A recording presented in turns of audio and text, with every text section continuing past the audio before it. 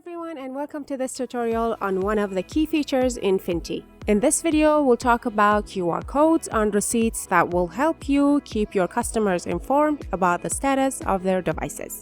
When a repair receipt is issued for a customer, whether the receipt is printed or the link is sent to them via text message, a QR code is also included on the receipts.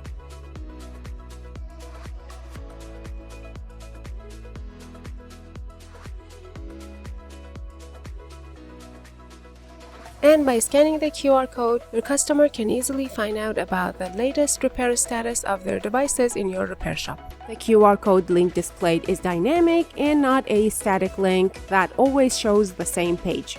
Therefore, whenever your client scans the link, they can see current status of their device. This feature reduces incoming calls to your repair shop and eliminates client calls for status updates on their devices, which is very useful for saving time.